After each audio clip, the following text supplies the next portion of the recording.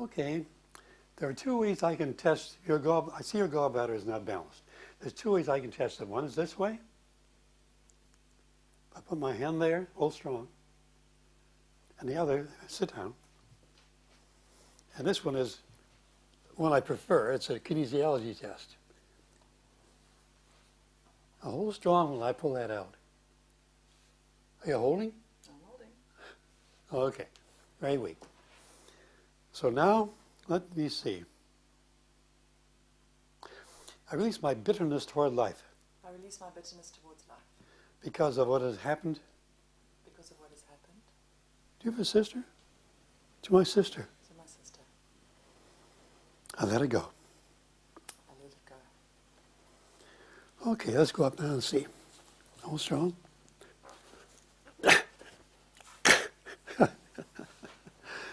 Very strong.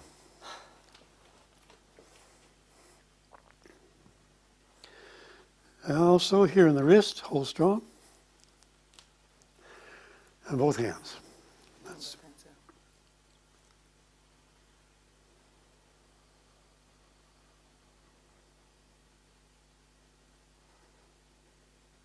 I release not wanting to let go of the old paradigm of my life. I release not wanting to let go of the old paradigm. As I move into the higher dimensions. As I move into the higher dimensions. Fear of losing what I have loved in the past. Fear of losing what I have loved in the past. I let it go. I let it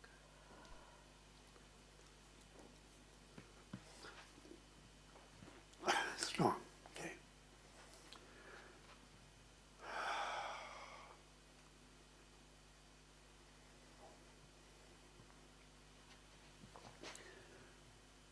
Tender, huh? Mm-hmm.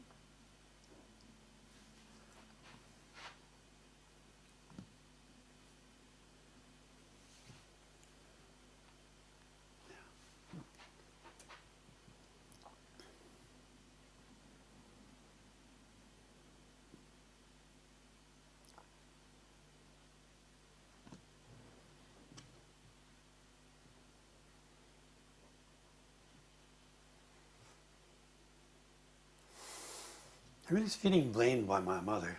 I release feeling blamed by my mother. And reacting to it. And reacting to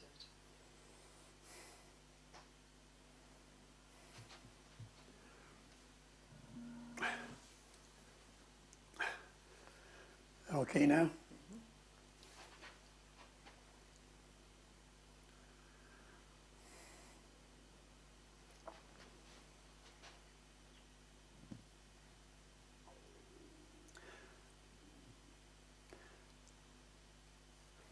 You know, when you come into the body, your soul connects right here. Mm-hmm. And there is a problem, a little strong, with a connection right now. There's some parts of you that have wanted to disconnect from the body and get out. Say, I release. I release. Not wanting to stay in this body any longer. Not wanting to stay in this body anymore. And trying to disconnect. And trying to and leave. And leave. Now I make a new decision. Now I make a new decision. To come all the way into this body. To come all the way into this body. To connect. To connect. To this connected spot. To connect to this connected spot. The base of the skull. The base of the skull. And to my spleen. And to my spleen. And to Mother Earth. And to Mother Earth.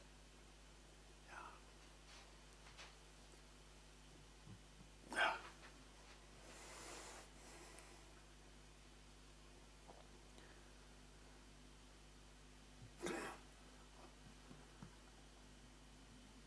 There's some parts reluctant I had to transmute there. No, what do?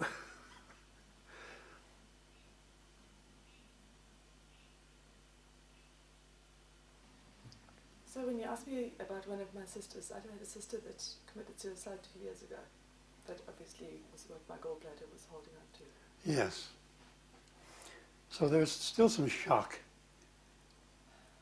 in your consciousness concerning this. Mm-hmm. So would you just say, I release my shock. I release my shock. And my dismay. And my dismay. And my loss. And my loss. To my sister when she committed suicide. with my sister when she committed suicide. Now let the tears come. Don't wipe them away. Let them come. Let the emotions come. That's good. Let them come. Talk to your sister about that because she's on another level where she can hear you. She'll pick it up. Tell her how you feel. I still find it really hard to understand why you did it. Why you did it, yeah. I talked to her.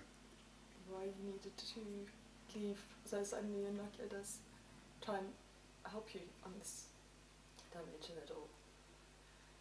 I do understand that maybe it was your time to move on, but it's hard to let you go. It'll make you feel very sad.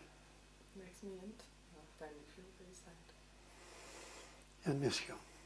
And we miss you, yes.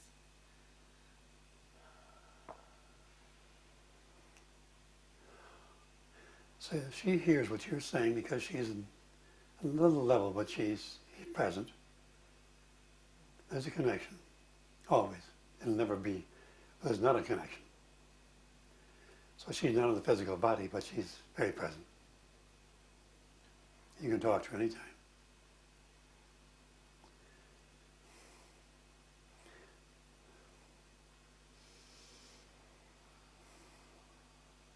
Do you have more you want to tell her? That's what I love you. It's okay. And she says, I love you too, sister. I'm sorry I had to do what I did, but I had to. It was my time. I understand.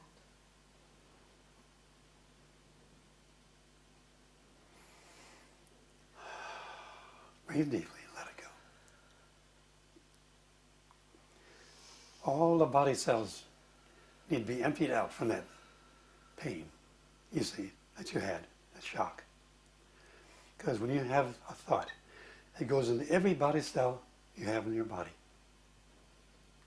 You think a computer, that the cells in a computer contain a lot of information, but your body cell far exceeds that.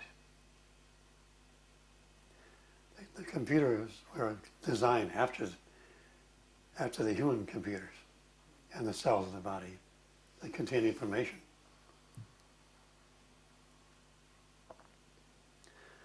Yeah, you're looking much better now. How do you feel? Much better now. Yeah, you had to get that emotion out. Okay. And cut.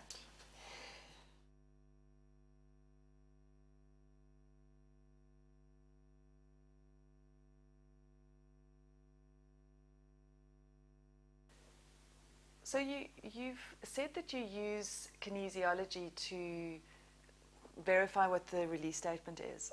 Can you explain this to me? How does it work? Well, in 1962, I became aware of kinesiology being taught by Dr. George Goodhart, who was the originator of that philosophy and that method. And I did find it very, very useful.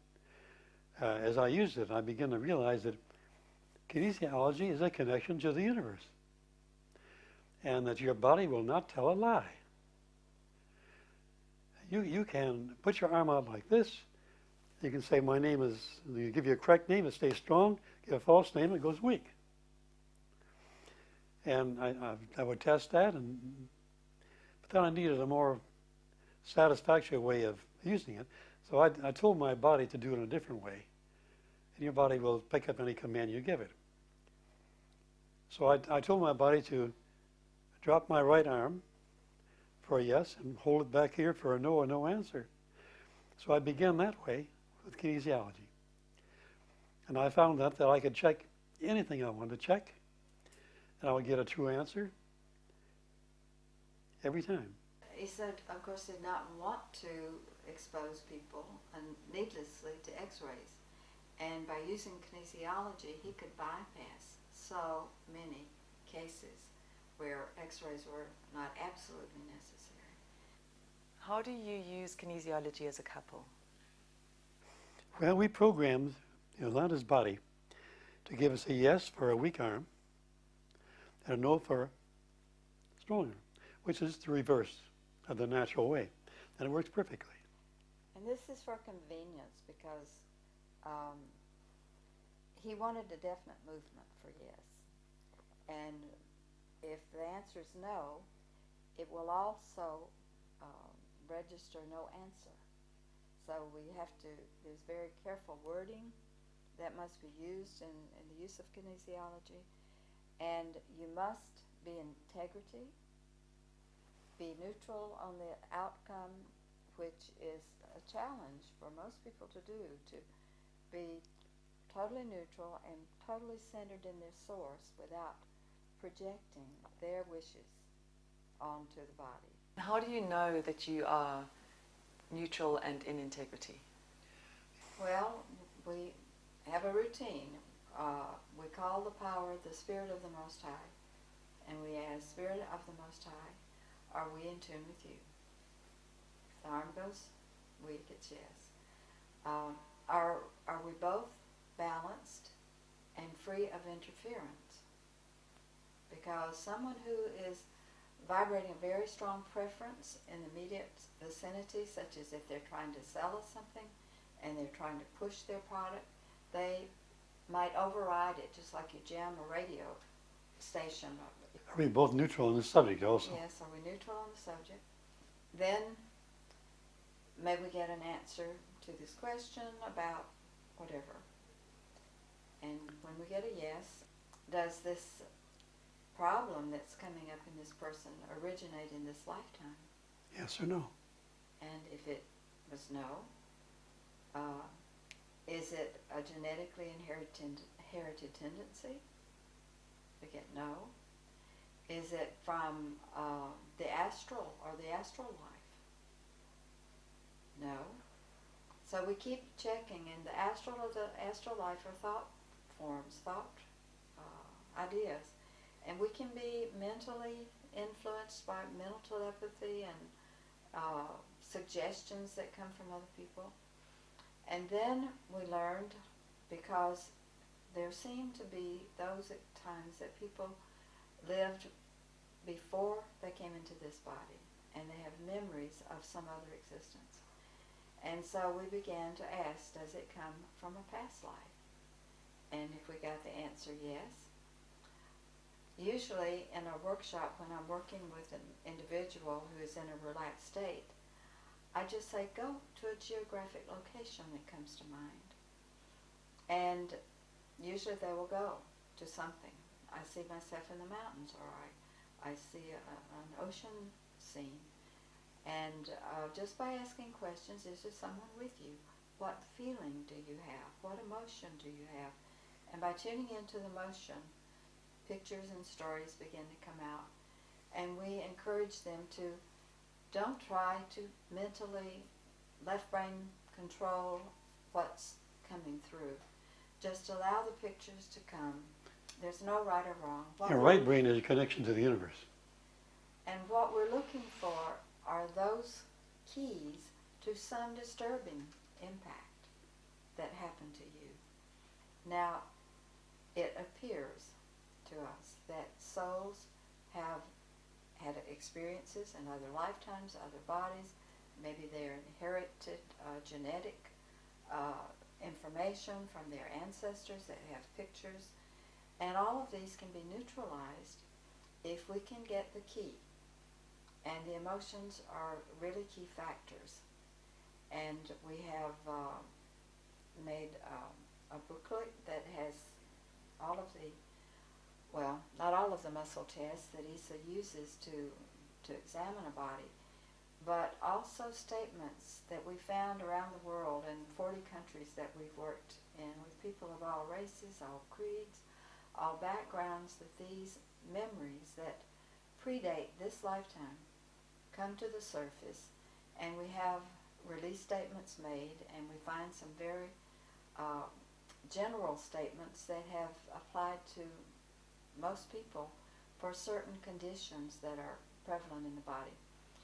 And when those release statements are made and they have relief from that condition, it's indicative of hitting the mark. So we're not in the business of trying to prove or disprove the theory of reincarnation. That's not our goal. our goal is to help people release limiting patterns that are in their cells, no matter where they came from. And if science wants to somehow prove or disprove the theory of reincarnation, that souls come back again and again into embodiment, we encourage that. However, we must say that we have found in every race, all over the planet and all the countries that we've worked in, that people in this relaxed state do come up with stories that didn't happen in this life, and after releases are made, they could find often great relief. Oftentimes great healings take place under the conditions. I mean, serious conditions like cancer is cured. Various kinds of tumors, various so-called incurable conditions are often healed. So you've told me about starting your class together, but you've mostly been working with people one-on-one. So how did you grow that? How did you open it out into the world? Well, actually it started in the clinic with those small classes. They became so excited, and we opened it to the public. At first we were just talking to a few clients from the clinic. But then others began to get interested and come in and ask, well, could we learn more about the work? And since I was also a teacher of the concept therapy philosophy, I said, well, I would be happy to begin offering some concept therapy classes. So for several years we taught the concept therapy work. And then there came a time one day in the clinic when I had a message of how we could work with a group doing releasing. And as fast as I could write it down, a simple format started unfolding that we even use to this day. It has very, very little difference. And it was working in people in a large group, but they can be divided in pairs, in teams of two, so that they're working with each other, but we're supervising. And the guidance was that we should take a group of our concept therapy students, 20 of those, and have a practice class where we would work on neutralizing emotions. And there was a book, Rays of the Dawn, put out by the Concept Therapy Institute, that gives the laws of the opposites, the positive qualities that are innate in the soul, such as love and kindness, patience, generosity, and this type of energy. And then those emotions that are negative, that negate that. So the opposite of love is hate, the opposite of fear is faith, and the opposite of anger is patience. And we had a chapter on each one of these emotions.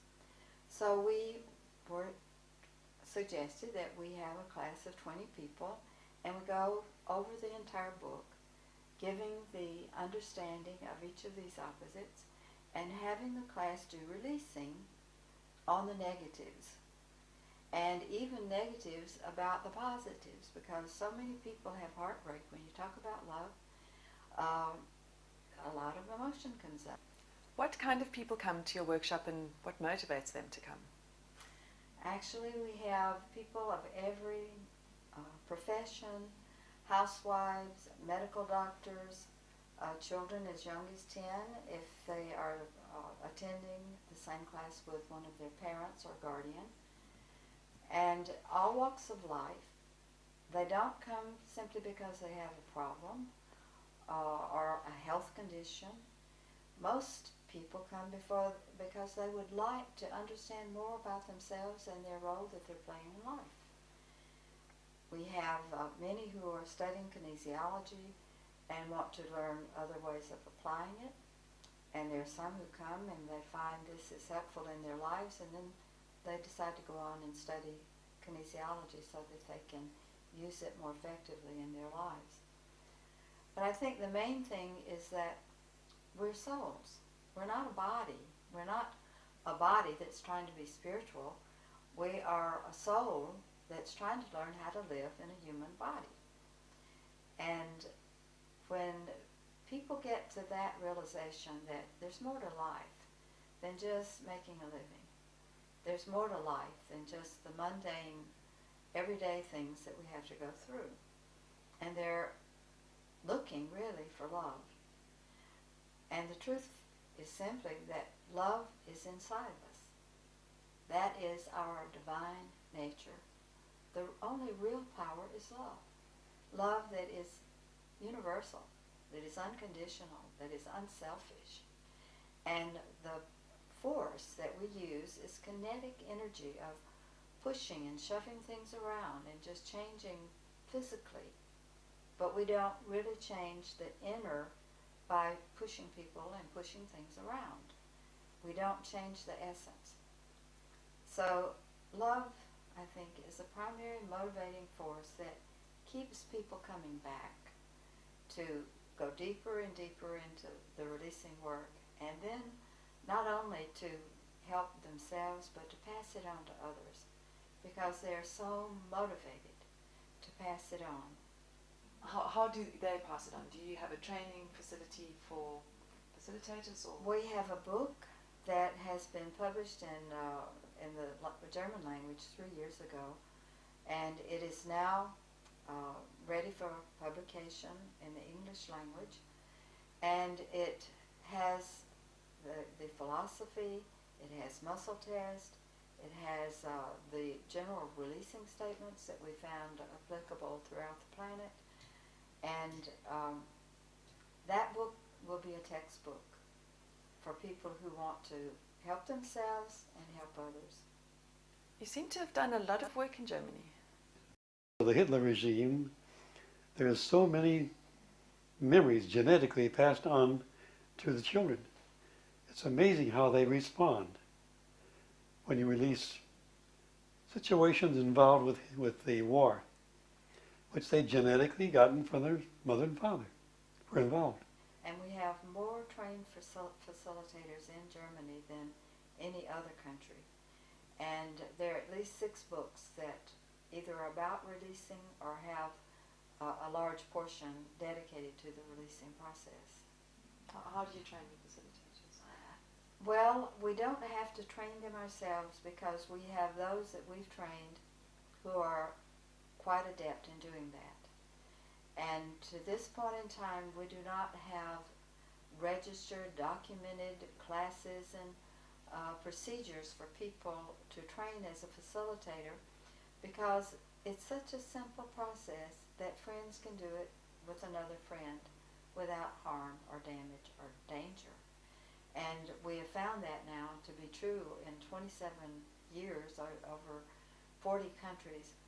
And so when they come to us and say, you know, I've had several classes and I would really like to start doing this work, we use kinesiology to say, is this person ready to do it? And if we get a yes, we say, we give you our blessings. Go. Because the third dimensional world has its own paradigms for legislating these activities. And if they plan to set themselves up in a profession, then they need to operate under the laws of their country. We have so many, many things that, stories that our mail, our email, and our phone calls are just, we're just so overwhelmed by the response and the loving care of people around the world that we can't stop doing this work.